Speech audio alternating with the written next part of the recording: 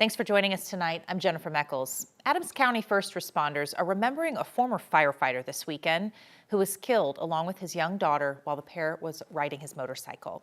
Back in April, police say a teenage driver crashed into 38-year-old Brian Serbo, who was on his bike at the intersection of Thornton Parkway and Welby Road. Serbo and his 12-year-old daughter Brooklyn were both killed in that crash. The teenage driver was arrested for careless driving causing death. 9 News reporter Colton Chavez has that story.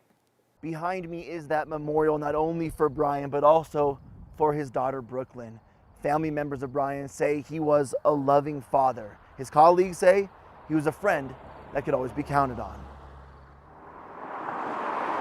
Brian Serbo had a lot of love to give. He loved what he did. Captain Mike Tavalez with Adams County Fire Rescue says he saw it firsthand back in 2007. Came to us, to learn the ropes and start running calls, as a volunteer firefighter. Captain Tavalez says a good firefighter is someone you can count on, an attribute he says Brian showcased both on and off the job. I was working with some friends playing kind of little local rock band thing, and one of our guys owned a drinking establishment over in Thornton. We were playing a gig over there, and guess who's sitting at a table on the patio out back? Captain Tavalez says he never would have guessed that a single phone call back in April would mean never seeing Brian again. It takes a little piece out of you. Wasn't my kid, but felt like one of my kids. Thornton police say a 17-year-old boy was turning south onto Welby Road when he crashed into Brian, who was driving his motorcycle down Thornton Parkway with his daughter sitting behind him. Both Brian and Brooklyn would not survive their injuries. It was a gut punch. It's a pain that will never go away, but one that Captain Tavalez says will also never extinguish the memories they shared. He came to class and he had a duffel bag that had every patch that he earned to that point was attached to it. He got an award there for the most flamboyant backpack or duffel bag or something like that. Memories to last a lifetime for a man that had so much love to give. Yeah, he was a good man, and he'll be, fondly remembered. I did speak to Brian's spouse, and the one thing she tells me she would like to drive home to everybody out on the road is to keep an eye out for any of these motorcycle riders. She tells me Brian was a father that shaped his entire life around his family, wanting to spend as much time with them as they could. In Thornton, Colton Chavez, 9 News. You might have seen this fire from I-70 if you were passing through Summit County tonight. Fire crews say a vegetation fire in Frisco closed down part of the interstate. They now have it under control. Firefighters with the Red, White, and Blue Fire Department based out of Breckenridge say this one started just before 5 o'clock tonight. It burned just over 6 acres and right next to a Whole Foods near I-70. Fire officials say it's close to about 12 homes, but they did not issue any evacuation orders at this point. The Summit County Sheriff's Office is now investigating the cause of the fire. They do believe it was human caused.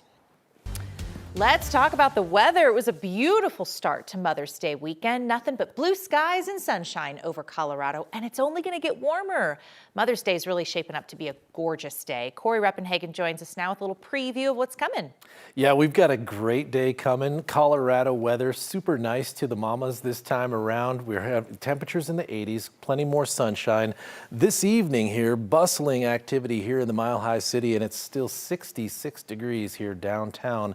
Really comfortable night. All those mountain showers are starting to dry up now, and that's going to leave us with almost a completely clear day across the entire state of Colorado.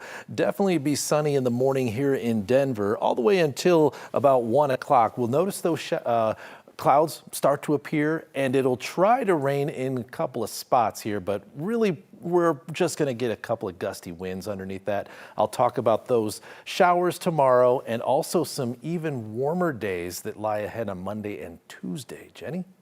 Corey, thank you. Some people showed up uninvited to a house party last night, and Arvada police say when they were told to leave, they opened fire. The shooting happened around 10:30 last night on Highland Place. Arvada police say the group was told to leave and then started shooting. Ring camera video from a nearby home shows some of the moments this happened. Nobody got hurt, but several neighbors say bullet holes ended up in their homes and cars and damaged other pieces of their property. Police say the home was being rented out as an Airbnb when this happened. One neighbor said he found a bullet hole in his garage refrigerator. Another neighbor had to replace a tire. So we saw the hole over here, and if you kind of follow the line, it went in like this. And then when I opened it up, I mean, it's just all like shattered in here.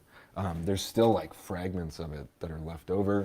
And then there's a small hole on the side, and then it stopped right in our freezer. So that was lucky.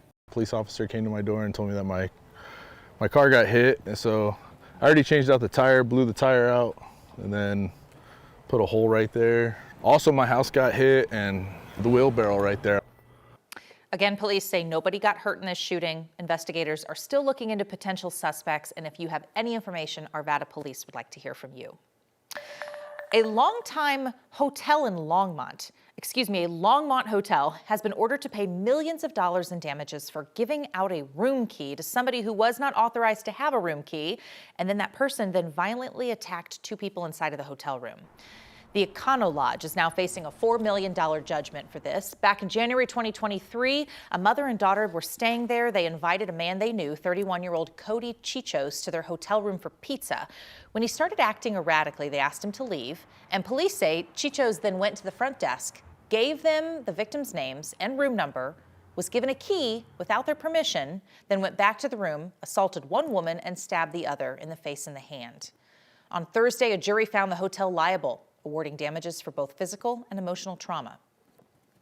These are scars and psychological trauma that will last a lifetime, but I can confidently tell you that the victims felt vindicated. Chichos has been convicted of attempted murder. 9 News reached out to the lawyer for the hotel chain asking about room key policies. We've not heard back tonight. Today, the search has expanded for a missing woman in Denver. The community came together at Sloan's Lake to look for Jax Graton. The 34-year-old was last seen leaving her apartment in southeast Denver on April 15th. She's a well-known hairstylist, and friends and family say they're really concerned because she left behind her cat and medicine. Today, loved ones called on the community asking for help in this search, and they were actually joined by more than a dozen people, many of them strangers. It is really amazing to see how many complete strangers one person has brought together. It truly means everything to us. We have been missing Jax for almost a month now. Her family and her friends have been tirelessly searching almost every option that we could possibly think of or find. There are flyers posted up around town in the areas that Jax would frequent. Denver police are also investigating this disappearance. Gold Star families gathered in Meade this weekend, breaking ground on a new memorial honoring the families of fallen service members. The ceremony was held at Founders Park, and the new monument's the first of its kind in northern Colorado. It will include 4 panels representing family, freedom, sacrifice, and patriotism. The whole goal behind this project is for local families in Meade, to have a place that they can visit the memory of their loved ones. My husband was killed in Vietnam in '69, March of '69, and he's buried actually in San Diego. I've been in Colorado for 21 years, and to have Colorado get their own memorial for Gold Star families is very, very important. The committee behind this project raised $80,000. Took them 7 years to fund this monument. It's now expected to be installed by the end of the summer.